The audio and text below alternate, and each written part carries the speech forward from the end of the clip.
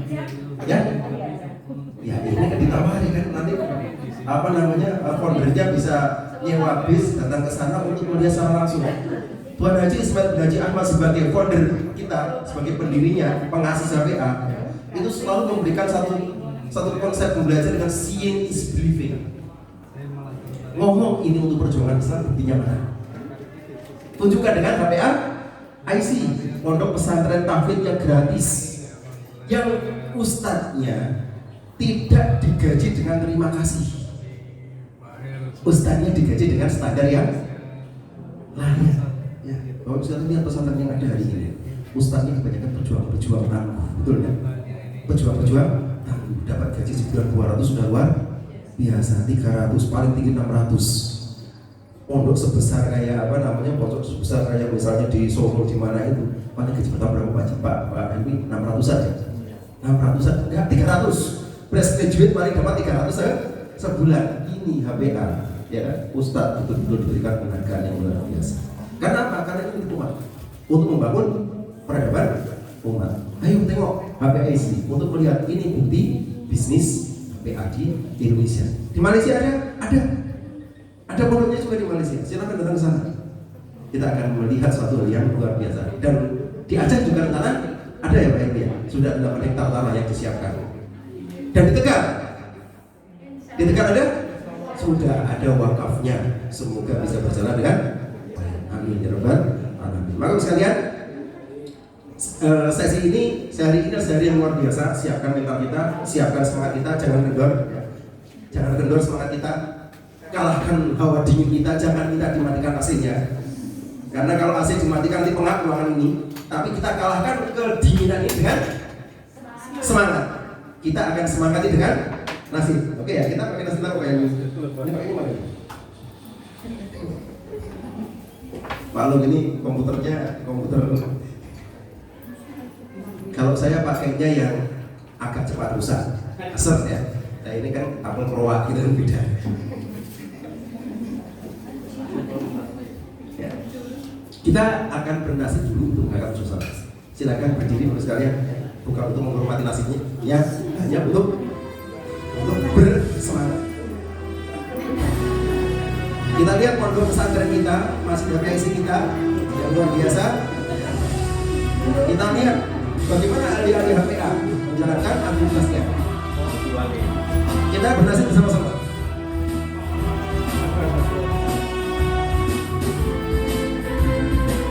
Kita katakan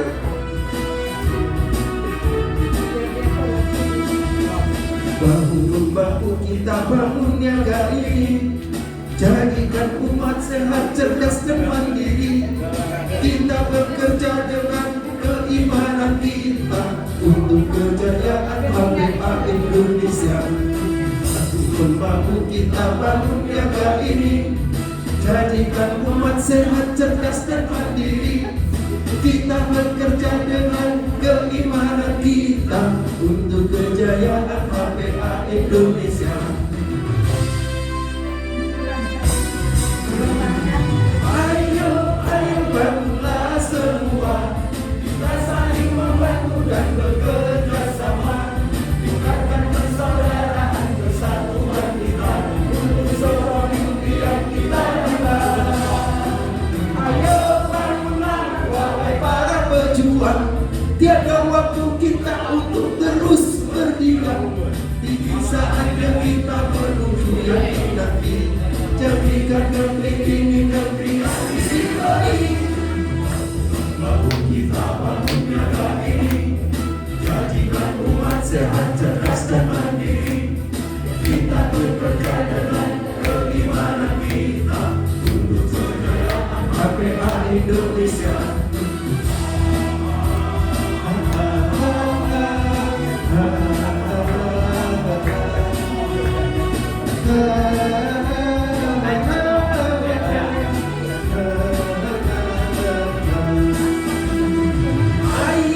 Ayo bangunlah semua, kita saling membantu dan bekerja sama, tingkatkan persaudaraan kesatuan kita untuk sebuah mimpi yang kita dapat.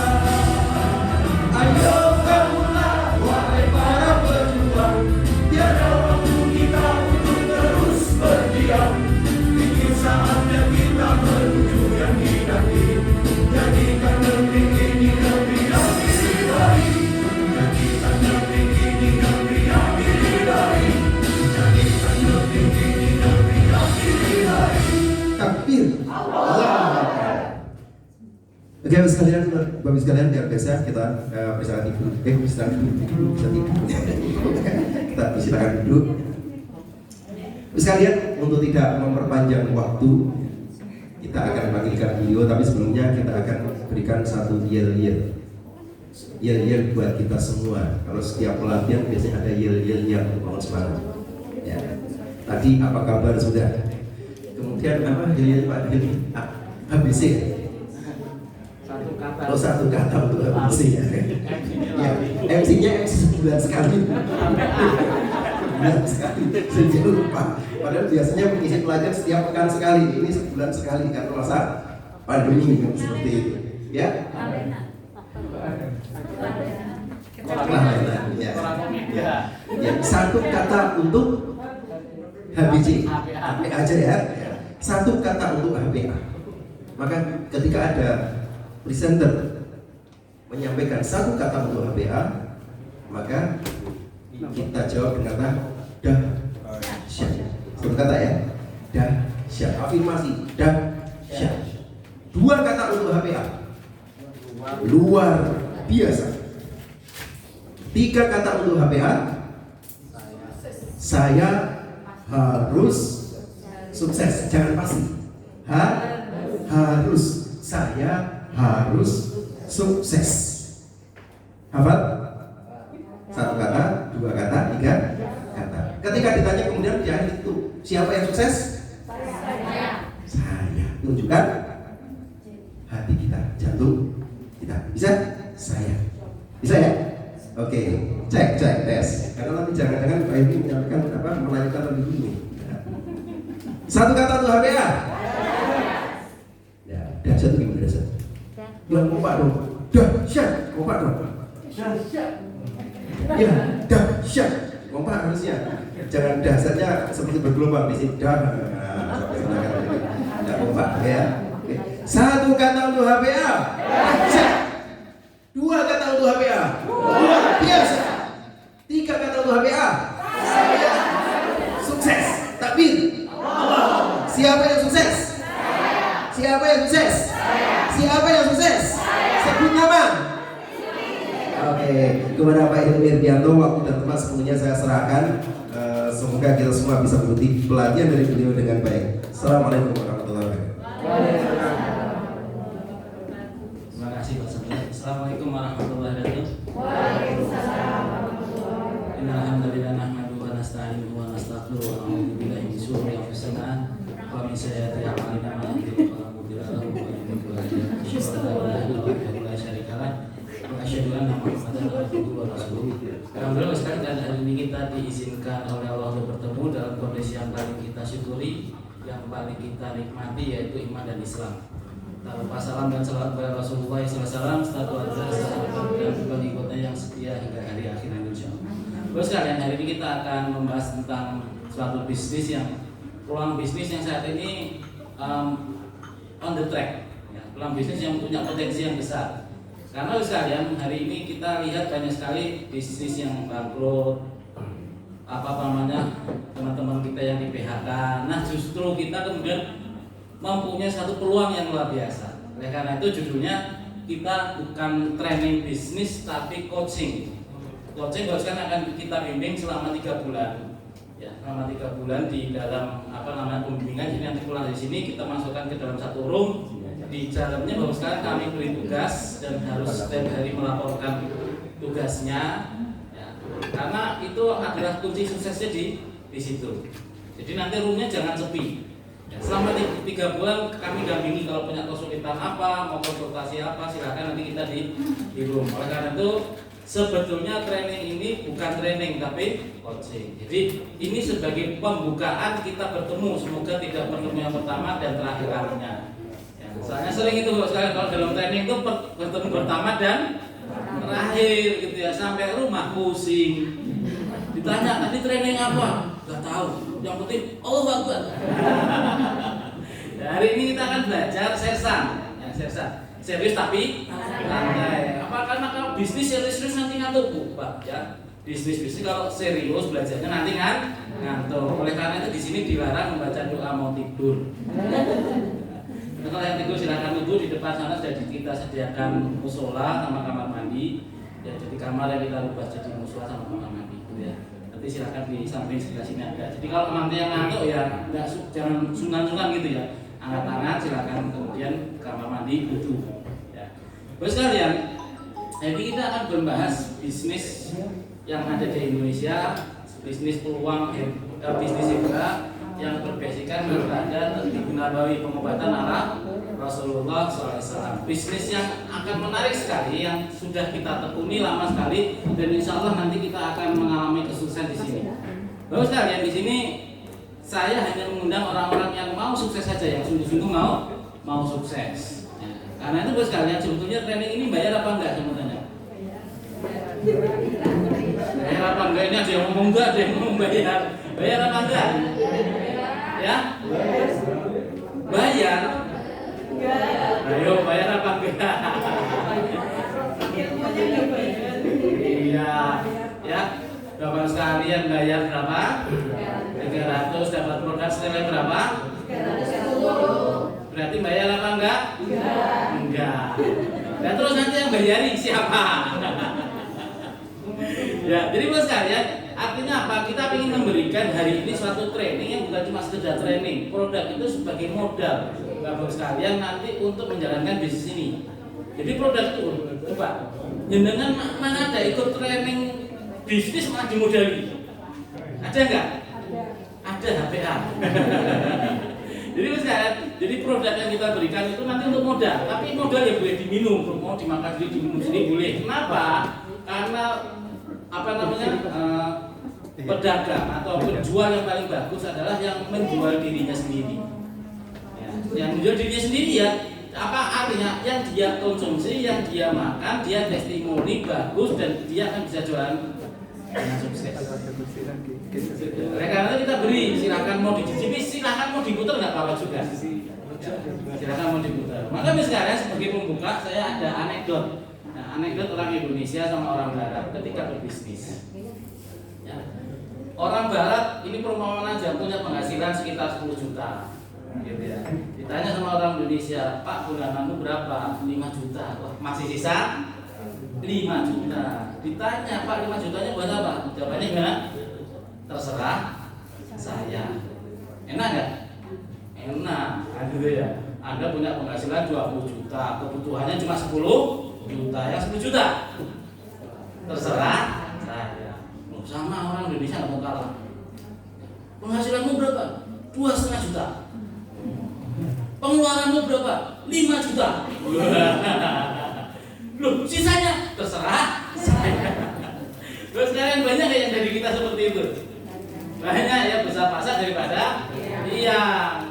Orang Indonesia nggak usah diajar. Rata-rata orang lah, bukan cuma orang Indonesia itu kalau pengeluaran nggak usah diajarin. Pinter-pinter. Makanya ibu-ibu kalau pergi ke mall digandeng Pak ya. Biar apa? Biar banyak. Ya. Tapi salah satu kunci kesuksesan itu nggak boleh pelit sama istri loh. Bener. Salah satu kunci sukses laki-laki nggak boleh pelit sama istri. Nanti bilang sama suaminya kalau yang masih pelit, Pak, ingin rezekimu lancar. Jangan pelit-pelit sama istri. Istri mau apa kasih aja kalau ada. Kalau pas aja dikasih, nanti rezekinya Allah lancar. Jadi nggak usah pelit-pelit. Ya, jadi orang yang sukses itu nggak pelit. Maka bos kalian, ini yang sering terjadi di kita, besar pasak daripada iya. Nah, maka hari ini kita bukan mengajari pengeluaran, kita mengajari bagaimana cari pendapatan. Ya. Jadi bos kalian, utang perlu dibayar nggak? Perlu, tapi nggak usah dipikirkan. Banyak dari kita kebanyakan hutang, kebanyakan mikir, akhirnya stres. Hutang itu nggak usah dipikir. Yang penting dibayar. Caranya bayar? Cari pemasukan. Jadi konsentrasinya bukan bayar hutang, konsentrasinya cari pemasukan. Karena kalau konsentrasinya bayar hutang, ya terjadi hutang. Nah, gali lubang tutup lubang. Kadang-kadang gali lubang lagi, nggak pernah nutup. Karena apa?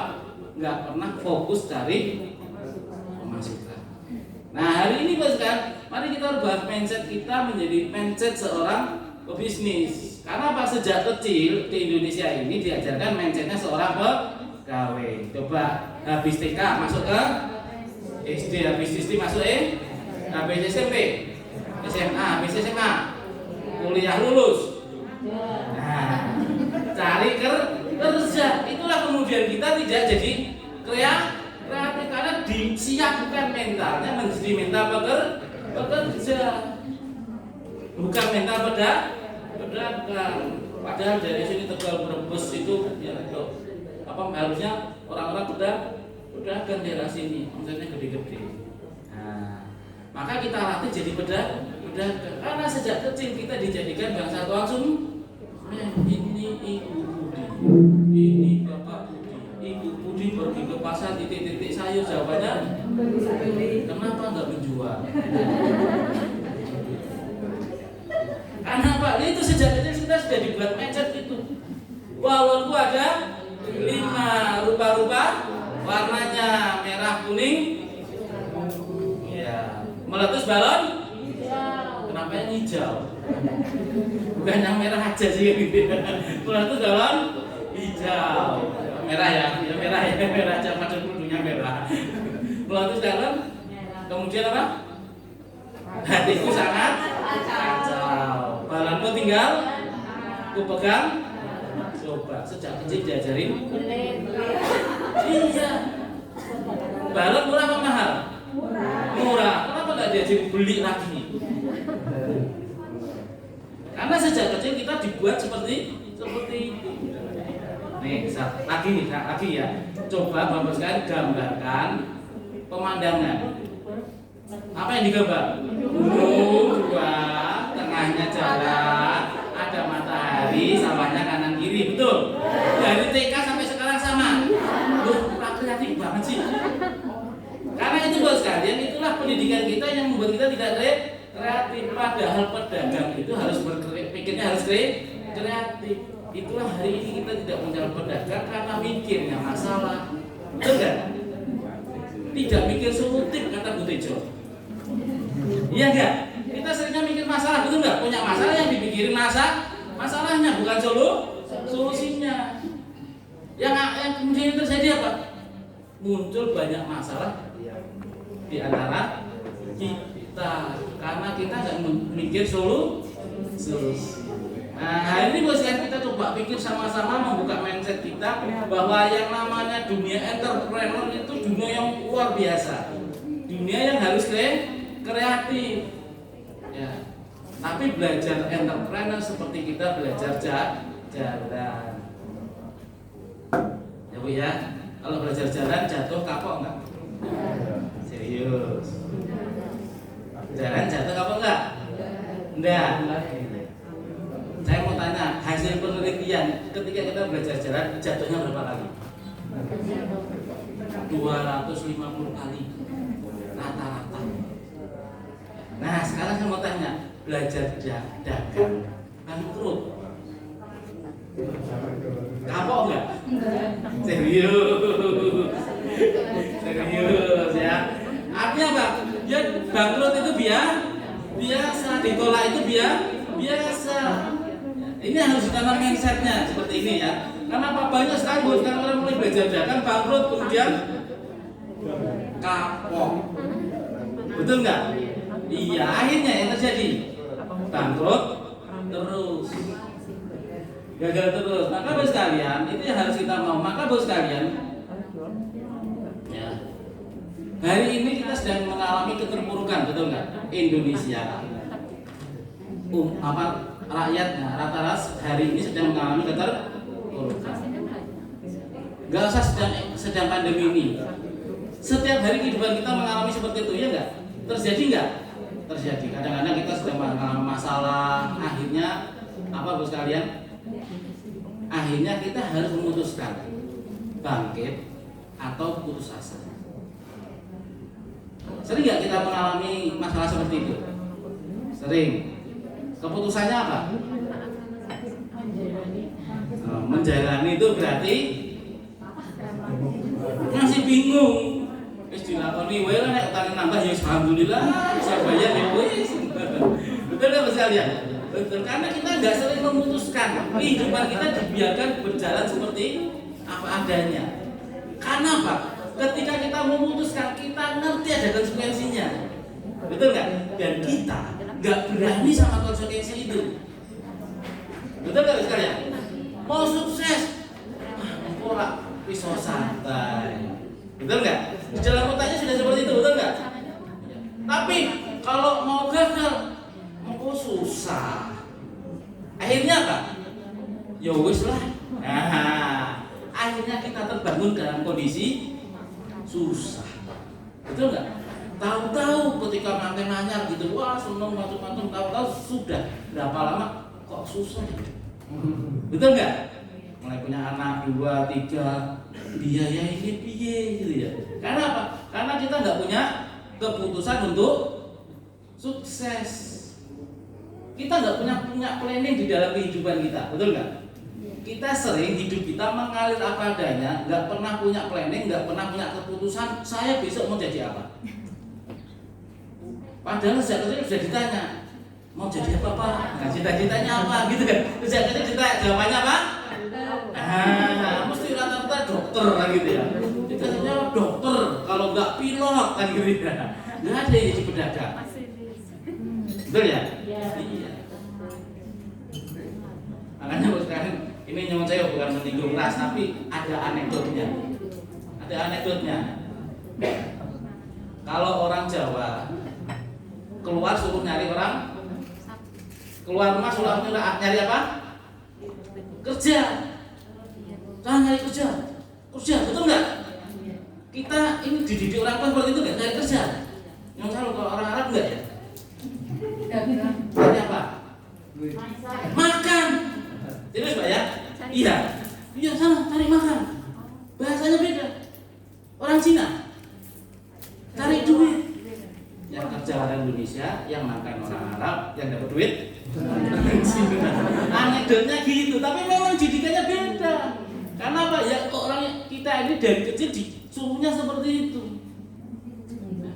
Ini dulu saya sering baca mati ala Rusia, ketemu anekdot seperti itu, saya merenung, wih bener juga ya gitu.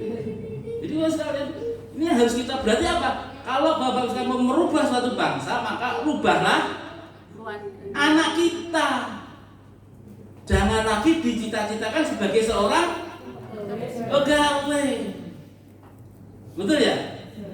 Yang penting punya penghasilan yang halal. Coba, ada yang punya anak perempuan enggak? Yang siap dinikah? Serius? Ya, mana mau itu ya Bu ya? Kalau anaknya dilamar, yang ditanya apa? Pekerjaan. Nah, penghasilannya ini serius Bu, saya mau tanya. Kalau anak ibu dilamar, ya, yang ditanya laki-lakinya pekerjaannya atau penghasilannya? Nah, ini serius.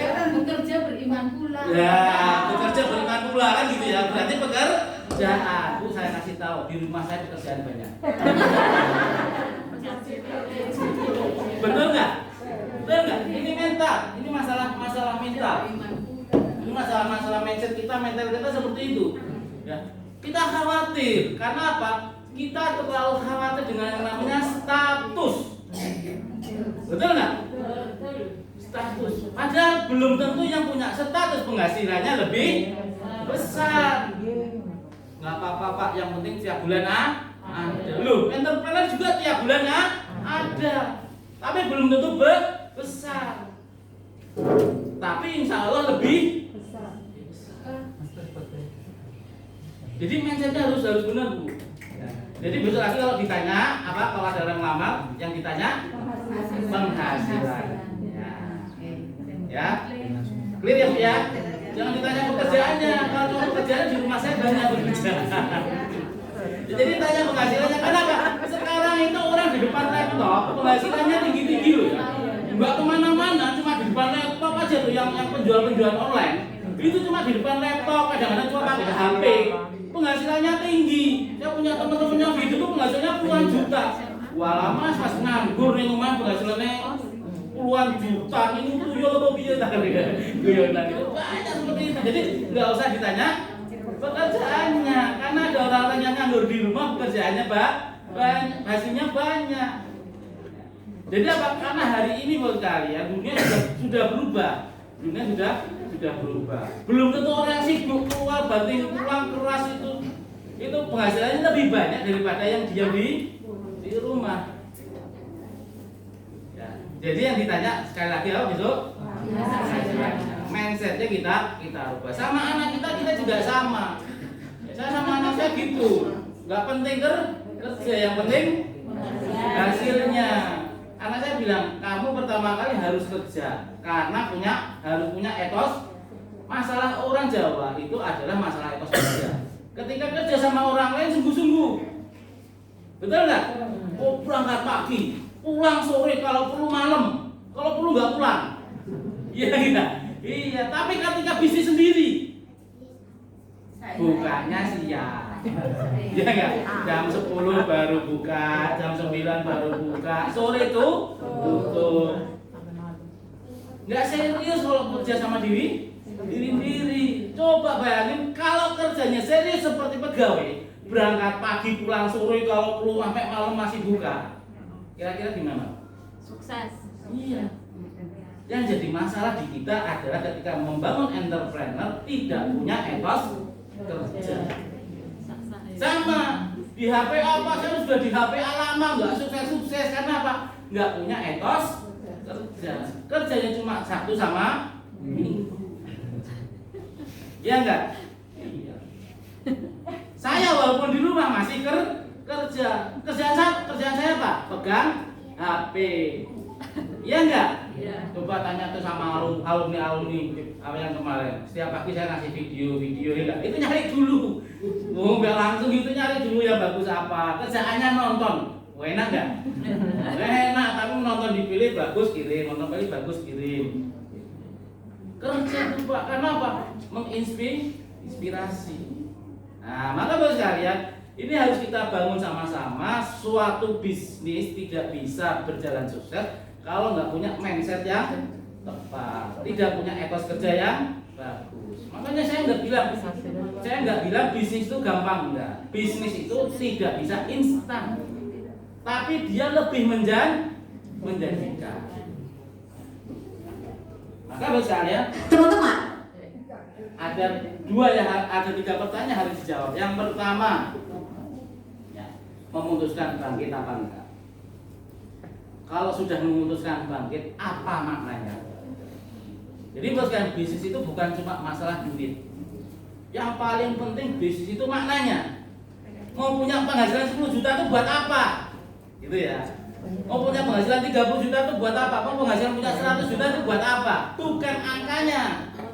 Kalau Anda mikir angka, Anda pasti akan segera terjerembab dalam kegagalan. Karena apa? Yang dipikir cuma angka, nggak ada makna di dalamnya. Maka bisnis itu yang paling maknanya, value-nya apa? Mau buat anak istrinya boleh. Saya ingin anak-anak saya hafal Quran, masukkan pondok-pondok hafal Quran mahal. Ya, mahal nggak masuk pondok hafal Quran? Halo? Pondok kan berapa? Yang gratis HPA. Kalau yang normal jangan ditanya HPA dulu. Kalau normal coba. Ya, masuknya itu sekitar 15 sampai 20 juta. Baru masuknya, belum bulanannya. Bulanannya rata-rata berapa? Ya, paling murah 500. Ya. Kalau mau cari yang mahal 15 juta ada per bulan. Ya, rata-rata sekitar 1,5. Sangune piro? Ya, 1 juta. Terus coba di total SPP ini 1,5, sangune juta sudah 2,5. Punya anak berapa? 5. Udah berapa itu kalau modal semua? 12,5. Lapo ning omah ora mangan. Coba kita bayangkan, berarti kita butuh penghasilan berapa? 5,20. 15 mepet ngehehan. Serius. Ini belum nengok anak, ini masih daring nggak ditengok. Coba nengok. Wah, habis banyak itu. Sekali tengok itu habis 1 juta lebih. Iya enggak? Nengok ke sana, bawa keluar makan, sak rumah dijak mangan yang restoran kan gitu. Betul enggak? Belum nanti diajak mainnya, wah pusing. Ya, itu baru mikirin anak pondok, belum yang lainnya. Belum kalau saudaranya minta bantuan. Ayo. Jadi bos sekalian, bisnis itu bukan berbicara masalah duit, tapi makna daripada duit itu. Nah, bos sekalian, berarti apa yang kita cari? Bisnis itu kita yang cari apa? Iya, setelah untung. Apa? Maknanya adalah amal. Betul nggak? Duit itu berarti semakin banyak penghasilan kita, semakin banyak amalnya. Itu orang Islam, ingat dicatat benar-benar. Semakin banyak penghasilannya, semakin banyak amalnya. Berarti dia menjadi jalur-jalur rezeki orang lain. Ya, jadi ditanamkan ini, semakin banyak penghasilannya, semakin banyak amalnya. Jadi yang dicari apa? Hidup enak dan mati enak. Hidup enak dan mati enak. Makanya pebisnis muslim yang benar itu bukan bangga-banggaan dengan penampilan, dengan harta. Secukupnya enggak, yang dibanggakan amal. Berarti kita bisnis untuk apa, Bu? Akhirat. Mati. Semangat nggak bisnis untuk mati? Halo? Halo, semangat nggak bisnis untuk mati? Semangat, Bu. Mau saya aja siap-siap mati kok. Loh, betul, saya gini ini udah siap-siap mati. Ya, kemarin yang habis itu kemarin ya. Yang kedua itu pulang dari sini ke Pemalang, habis Pemalang menggigil. Kena, masa yang nggak periksa aja. Ya, nggak periksa aja. Alhamdulillah pakai IC2 sembuh. Perantara IC2 sembuh. Jadi saya ngisi kayak gini bukan tambah risiko, penuh risiko. Loh, Bapak kok mau gitu ya? Lah, saya bukannya cerita aja. Saya sebetulnya kalau di rumah aja sudah oke lah, penghasilan 30 juta di tangan. Enggak usah muter-muter. Ya, tapi saya bukan mau seperti itu, enggak. Ya, saya mau hidup saya bermakna dan maknanya bermakna. Bapak nantang mati? Enggak, tenang aja. Hidup saya Tuhan saya Allah, mati juga Tuhan saya Allah. Jadi ketemu sama Allah. Perlu takut nggak? Enggak. Yang penting ketika kita mati sedang apa? Betul nggak? Jadi saya kesini buat sekarang sedang membangkitkan ekonomi supaya pondok pesantren kita bisa hidup. Jadi di HPA itu unik, bisnis yang unik bagi saya. Tuan Haji Ismail Haji Amal itu biasanya pebisnis itu nyari duit sebanyak-banyaknya untuk diri sendiri. Nah Tuan Haji enggak. Sebagian besar keuntungannya masuk ke Merapi. Tahu nggak berapa kebutuhan Merapi satu bulannya? 1 miliar. 1 miliar, makanya tadi Pak Safar benar omongannya. Kalau di tempat lain Ustadz itu ikhlas, ya gajinya ala kadarnya. Kalau di sana enggak, ya kan sudah makan tempat tinggal gratis, gajinya standar UMR, standar ya lumayan lah. Ya, untuk seorang ustadz itu besar, minimal 2,5 juta dapat. Mobilnya itu sampai di atas 10. Berarti besar nggak? Karena ustadznya nggak sedikit. Kali sekarang ada sekitar 30-an, 30 lebih dari ustadznya, belum nanti dapurnya, belum macam-macamnya gitu ya.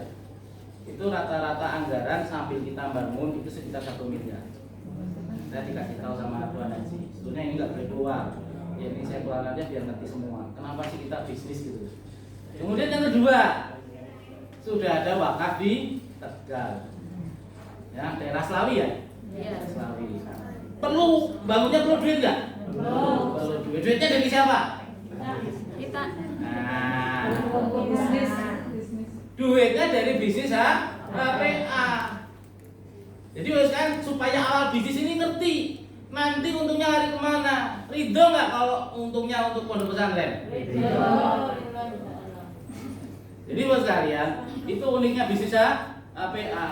Ya, jadi kita bisnis untuk Mati. Karena apa? Salah satu amal yang terus mengalir adalah amal jariyah. Nah, pondok pesantren ini diniatkan oleh Tuan Haji untuk amal jariyahnya member HPA. Enak nggak Pak? Sedang bisnis transaksi dapat pahala orang baca Quran. Seneng nggak? Senang. Seneng. Bisnisnya serius nggak? Kalau nggak serius, lah. Maka bos ya. Jadi setelah kita memutuskan tujuannya, value-nya untuk apa, maka kemudian baru gimana caranya. Nah bos sekalian, ini HBT 1 targetnya sebetulnya ringan. Bos sekalian punya penghasilan 1 juta pertama di HPA dalam jangka waktu 3 bulan. Dalam jangka waktu 3 bulan, Bapak sekalian targetnya dapat penghasilan 1 juta pertama. Nah, nanti kalau itu sudah dapat 1 juta, nanti kita akan adakan HBC yang kedua. Jadi ini seri. Jadi kita nggak ninggalkan Bapak Ibu sekalian sudah tak ajari, jalan nomor dewi enggak. Nanti kita HBC yang kedua kita targetkan punya penghasilan 5 juta pertama di HPA. Nah, nanti kalau sudah dapat 5 juta, nanti naik lagi. Kita ajari dapat penghasilan berapa? Berapa kalau habis 5 juta? 30 juta. Mau enggak? Mau enggak? Mau. Penghasilan 30 juta? Umroh. Ya. Mau enggak Bu? Mau. Itu orang semangat. Diajarin 30 juta ke wajahnya. Mau. Ya nggak percaya gitu. Ya. Terus kalian? Ya. Mau enggak? Mau ya. Jadi sekalian ini apa namanya yang akan kita pelajari. Kenapa saya bisa ngajari karena saya sudah dapat. Manusia itu cuma perlu bukti. Jadi saya hadir di sini cuma untuk bukti. Sudah ada yang dapat. Kalau sudah ada yang dapat, Anda percaya nggak? Percaya. Jadi sekalian, enak nggak punya penghasilan 30 juta per bulan?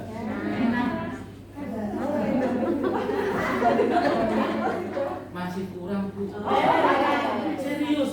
Coba, enggak kurang gimana? Ada orang perlu bantuin, kadang-kadang kita masih belum bisa bantuin karena apa? Jatahnya udah. Karena sekarang sudah masa pandemi. Oh, bukan kurang bersyukur. Artinya apa? Kita harus lebih banyak lagi supaya amal kita lebih banyak. Jadi 30 juta cukup nggak?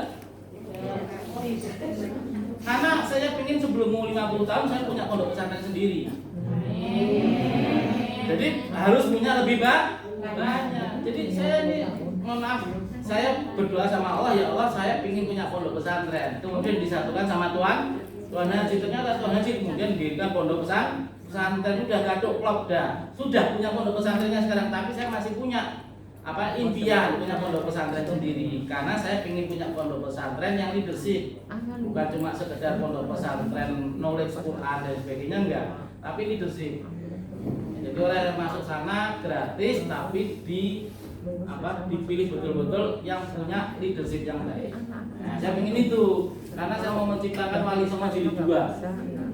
Keren nggak? Keren. Wali Songo Jilid 2 apa tak?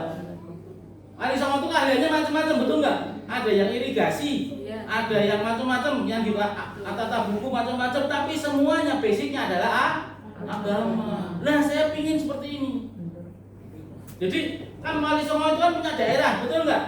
Daerah Cirebon siapa, daerah Demak siapa, daerah gitu. Nah, itu leadership yang dibangun. Jadi bukan cuma seorang ulama, tapi ulama yang leadership. Jadi nanti kalau ada pemilu, pejabat bondong-bondong nak datang ke sana. Karena apa? Leader punya kekuasaan. Jadi ulama-ulama yang